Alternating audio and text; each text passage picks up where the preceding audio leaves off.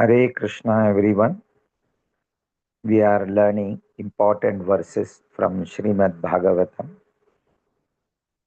Today we will record shlokas from Canto 10, beginning from 10.1.4. So let us start.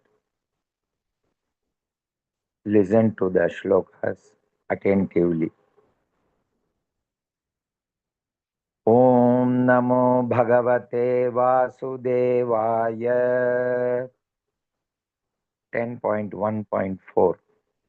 निवृत्ततर्षैरुपगीयमानात्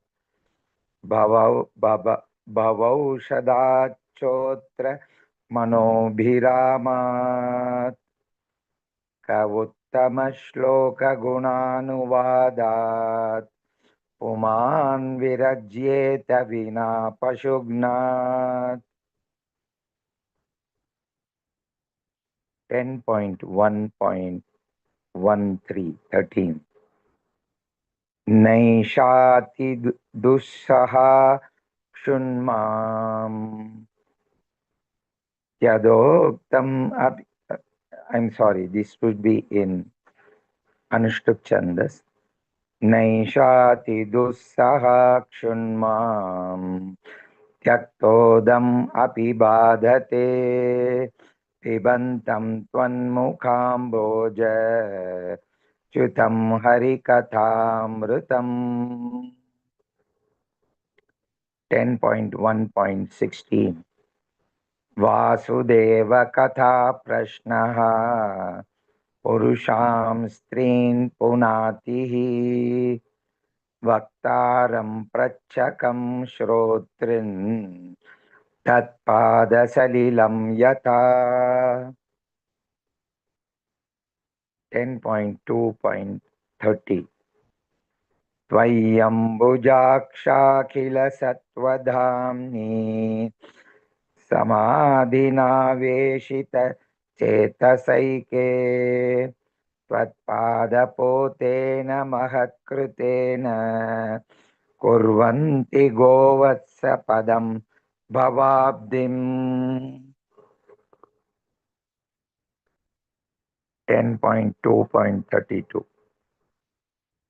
Yenya Yenye Ravindaksha Vimuktamaninaha Tvayashtabhava Avishuddha Buddhayaha Aruhya Kruchrena Param Padam Tataha Patantyadonadrita Yushmadangrayaha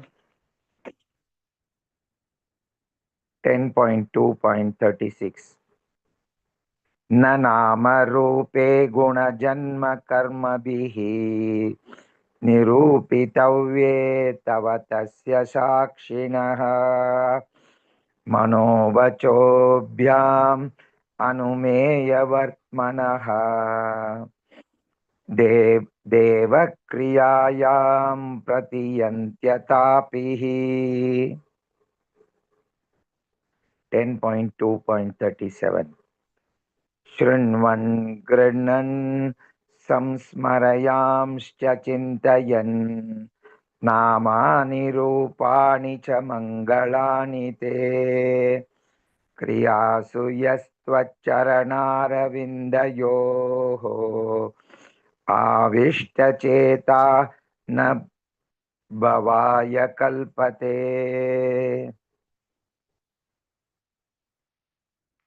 10.8.4 Mahat Vichalanam Nranam Grihinam Dina Chetasam Nishreyasaya Bhagavan Kalpate Nanyata Kvachit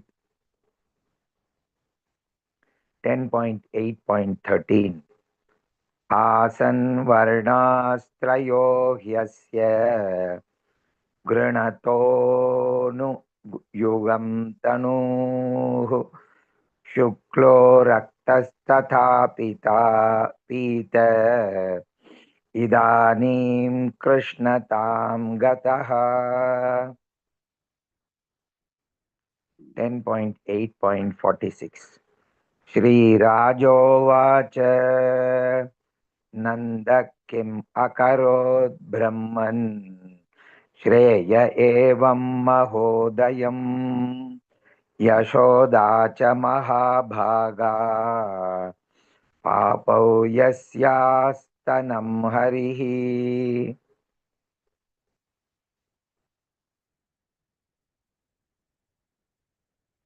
Hare Krishna Krishna Krishna Hare Hare Hare Ram Ram Ram Hare Hare.